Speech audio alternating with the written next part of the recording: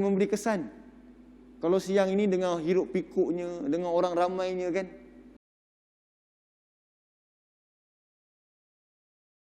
Bila dia baca Al-Quran, inna nasyi'atal laili hiya ashaddu wat'an wa aqwamu qila. Apa terjemahan ayat Allah kata? Sesungguhnya bangun malam itu ia lebih kuat sentuhannya dan lebih berkesan bacaannya.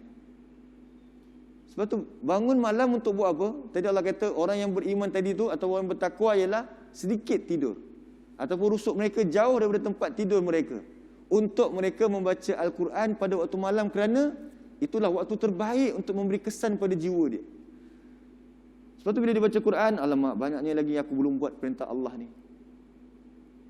Dan bila tengok dosa-dosa yang azab-azab neraka ni, dia mengenang dosa-dosa dia. Lalu dia berdoa kepada Tuhan dia dalam keadaan khaufan tadi tu. Sebab dia sedar bila dia baca Quran dengan tartil, Allah suruh dia baca Quran dengan tartil pada waktu malam. Jumpa tentang ayat neraka, Allah ni kalau aku masuk macam mana? Rasa takut datang kan? Jadi dalam surah 32 ayat 16 tadi apa dia? Mereka berdoa dalam keadaan apa dia? Khaufan. Khaufan, apa maksud khaufan? Mana datang takut tu? Sebab dia baca Quran dengan tartil pada waktu malam tadi. Lepas khaufan apa dia? Watama'an. Apa maksud watama'an? Tamak. Tamak pula, tamak apa? Bila dia baca tentang syurga, Allah bestnya syurga. Dia baca waktu malam kan? Dan dia sangat mengharapkan syurga tu. Maka malam tu lepas dia dah baca Quran, sama ada dalam solat pun boleh. Sebab tu kita solat malam. Bila solat tu nak baca ayat Quran tersebut. Baca mendatangkan rasa takut dan tamak, lalu dia berdoa kepada Tuhan mereka khaufan wa tama'a. Dalam keadaan takutkan azab Allah dan juga mengharapkan syurga Allah kerana kesan daripada apa yang dibaca Al-Quran pada malam tersebut. Jadi ya ayyuhal muzammil qum, wahai orang berselimut. Selepas surah Muzammil tentang apa? Selepas surah Al-Muzammil, surah apa pula? Surah Al-Mudaththir, surah 74. Apa maksud Mudaththir?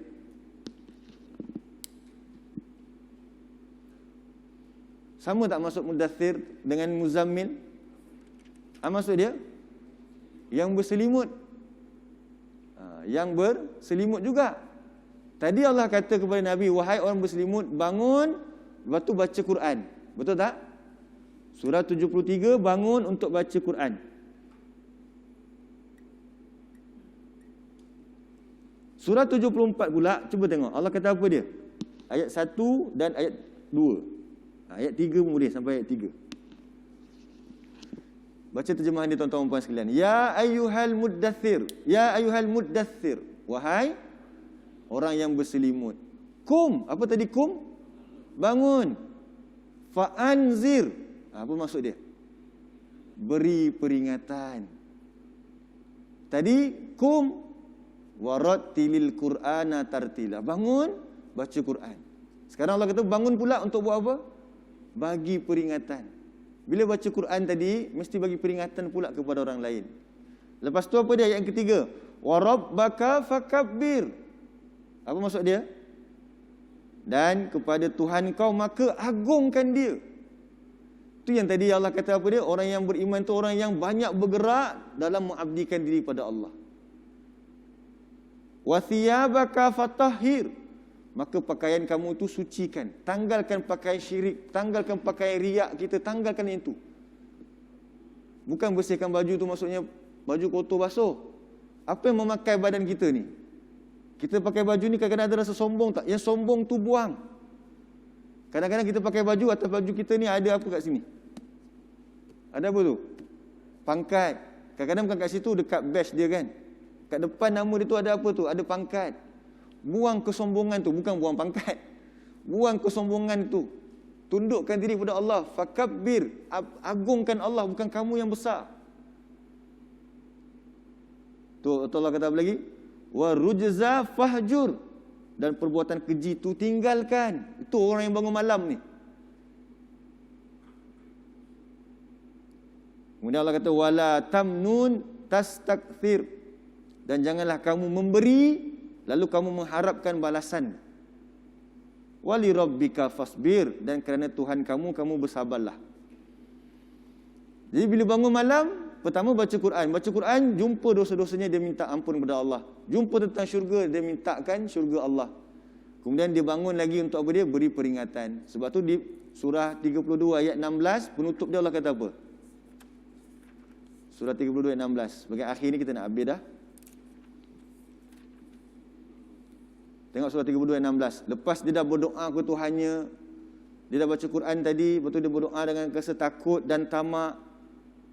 Lepas tu dia bangun lagi untuk buat kerja untuk Allah. Wa mimma razaqnahum yunfikun. Buka balik surah 32 ayat 16. Dan daripada apa yang kami rezekikan kepada mereka, mereka belanjakan. Yunfikun tu maksudnya apa dia? Belanjakan. Apa yang kita nak kena belanjakan? Harta kena belanjakan. Kesihatan? Allah tak kata rezeki ni, kadang-kadang kita hanya faham rezeki, apa dia rezeki? Harta kan? Memanglah betul lah rezeki tu harta. Kesihatan? Rezeki. Kepandaian? Rezeki. Sebab tu tadi Allah kata bangun malam, lepas tu ajarkan orang. Itu ilmu. Betul Allah kata apa dia? Kalau kamu memberi, jangan mengharapkan balasan. Sebab tu ini kesan-kesan apa dia? Bangun malam. Sebab dia baca Quran. Jadi dia baca Quran, besok tu dia nak infakkan harta dia. Dia nak infakkan upaya dia. Jadi memadai tak kalau saya bangun malam sekarang, Alhamdulillah. Tapi besok di siang hari, dia enggan memberi pertolongan. Tak kena tu. Jadi apa yang dia buat hanya pada malam hari tersebut? Mungkin dia membaca Quran, tapi dalam keadaan tidak memahaminya. Ini dari surah 32 ayat 15 dan 16 sebagai peringatan kepada kita. Inilah surah As-Sajadah nak mengajar kita, nak membezakan kita di antara orang yang membaca Quran tetapi dia menyombongkan diri. Bahkan dia tak pedulikan Nabi Muhammad dengan orang yang apabila dia mendengar peringatan Allah, maka dia menyungkur sujud. Dia bergerak di hidup dia ini, dia bergerak ke mana sana sini untuk mengabdikan diri kepada Allah. Malam hari dia bangun juga untuk dia berdoa kepada Tuhannya. Baik tuan-tuan dan puan sekalian yang dikasihi sekalian, itulah yang dapat kita sama-sama kongsikan dan cuma sama-sama kita cuba memahami peringatan yang Allah berikan kepada kita untuk ayat yang ke-15 dan yang ke-16. Dan insya-Allah untuk mendorong rasa nak melaksanakan semua ini, kita kena tahu juga apa dia, apa habuan yang Allah nak berikan kepada kita. Yang itu kita akan sambung pada ayat yang ke-17 minggu depan insya-Allah. Allah cerita tentang Allah sembunyikan sesuatu kepada orang yang bertakwa, untuk orang yang buat tadi tu. Apa dia yang Allah sembunyikan? Iaitu syurganya di akhirat nanti. Baik, wallahu a'lam. Ya Tuan Haji.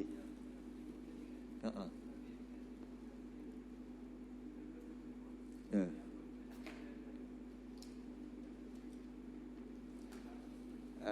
Maksud ya ayuhal muzammil. Tuan Haji kita tanya, maksud muzammil berselimut, mudaththir pun selimut juga, tapi perkataan berbeza.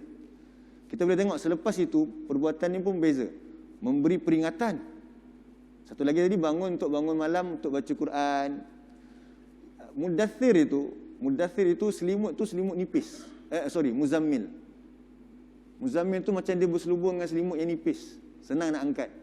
Mudaththir itu selimut dia tu dengan selubung yang berat. Jadi kalau bangun malam boleh buat, tapi nak berperingatan tu jarang orang nak buat. Jadi dua-dua kita kena tanggalkan. Jadi maksudnya apa? Dengan Allah pun kita jaga hubungan. Itu bangun malam tu. Untuk bagi peringatan tu hubungan dengan siapa? Manusia. Jadi orang yang beribadah pada malam hari ialah orang yang pasti akan jaga hubungan dengan manusia juga di siang harinya. Sebab malam dia dengan Tuhan dia lah. Siang dia nak bekerja untuk orang lain, nak infak, nak mengajar orang lain, nak bagi peringatan. Malam untuk dia lah dengan Tuhan dia. Tapi dari segi kalimah bezanya itulah. Kalau muzammil ni berselimut dengan selimut yang lebih nipis, mudaththir selimut dengan yang lebih tebal. Itu penggunaan kata dia kat situ. Wallahu a'lam. Baik, insya-Allah kita jumpa lagi pada minggu depan untuk sambung ayat yang ke-17. Subhanakallahumma wa bihamdika asyhadu an la ilaha illa anta astaghfiruka wa atubu ilaik. Wabillahi taufik. Assalamualaikum warahmatullahi wabarakatuh.